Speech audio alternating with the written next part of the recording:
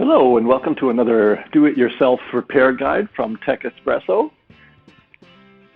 This video is going to be for computer liquid damage repair. We're doing it specifically on a Samsung Galaxy tablet. However, you can apply this procedure to any computer, any laptop or mobile device. Just simply find the correct iFixit guide for that particular device and follow it exactly, and it should be golden. Let's get going here. We're going to need a few tools. A very soft toothbrush, some different types of spudgers to help pry apart your device, possibly even some tweezers, a screwdriver set with the correct bits that you'll need for that specific device. Again, look for the iFixit guide for your specific particular device, and you should have a list of all the tools, bit sizes, everything you need to dismantle that device. You'll need some alcohol as well. The 96% isopropyl alcohol would be recommended. The higher the percentage, the better. Try to get at least 92%. You can pick that up at a local Shoppers Drug Mart, London Drugs, etc. You'll need a Tupperware container, one that'll fit your device. This device here is the Samsung Galaxy tablet. As mentioned earlier, it will not turn on. It's been recently water damaged and is dead. So we're going to be doing the repair on this one today. So first we'll need to pry the device apart. Some devices will need screws to get the casing off of there. This one is simply snapped together. So we pried it apart using a spudger. Now we're going to be separating the logic board from the device.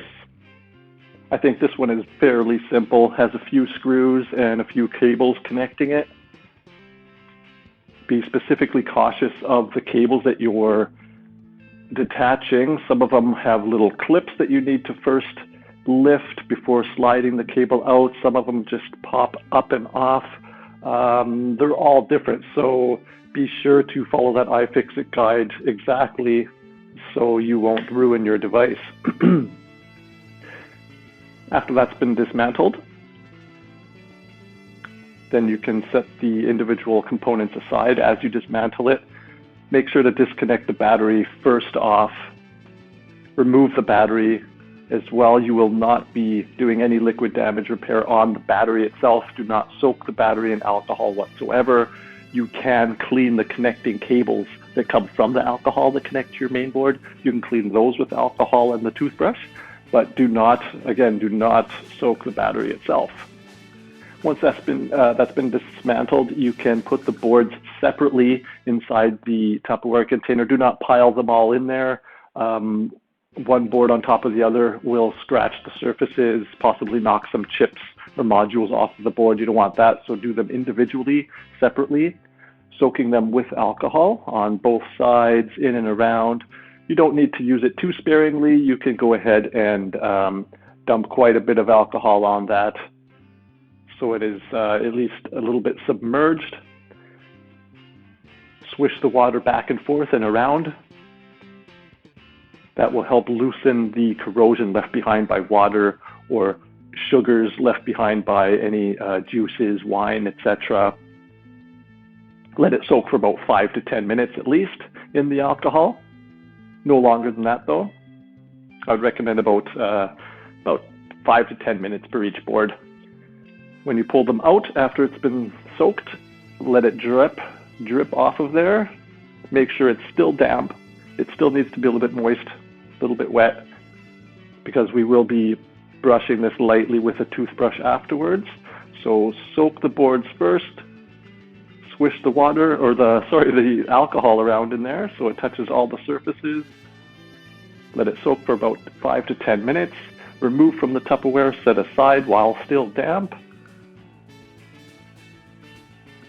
Make sure to get all the little connectors, circuits, the cables there, for example. Make sure they're in alcohol, at least soaked in there for a little bit. Let it drip, set it aside, and then we'll begin the cleaning process. Now this process is going to be the most important part. You can save the remaining alcohol no need to waste it and dump it away. You can use the same alcohol for up to 20, 30 devices, really.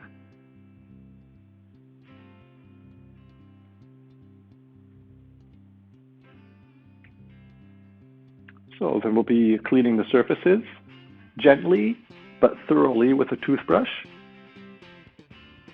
sort of like brushing your teeth. Small circular gentle motions, however thoroughly over the entire surface, getting in between the nooks and crannies, anywhere where water or liquid can sit, leave corrosion behind. You need to get right down in there, do a good job. However, don't apply too much pressure. Again, with the toothbrush, you don't want to knock any chips or modules off of that board. Be very gentle but thorough, cleaning all the surfaces. Some of the cable connectors you'll need to clip open and clean inside. That's where actually a lot of the corrosion can sit, is on these connecting circuits there where the cables connect to the board. So you'll need to get right in there and clean that corrosion off of there so the circuits work again when reconnecting the cable. In most cases, that's where your problem is going to be with corrosion on the board.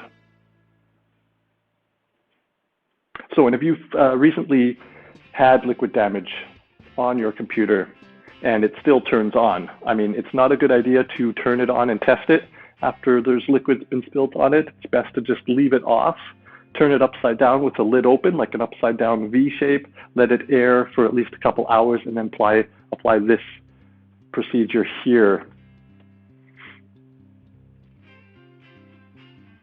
If you're weary of doing this, if you're not that technical, then we do this repair as well.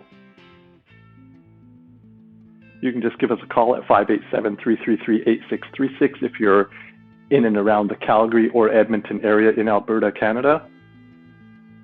If not, there should be some local repair shops in your area that could probably do this procedure as well. We currently have a 95% success rate at all liquid damaged devices at repairing them. So chances are good that we can get them repaired for you if you don't feel comfortable with doing this yourself. You do have to be technically experienced to do this. It's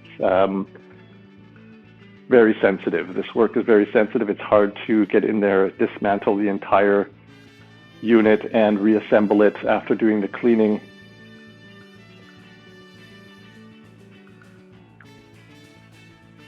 Once our boards have been soaked in alcohol and cleaned softly with a toothbrush, we'll be reassembling it.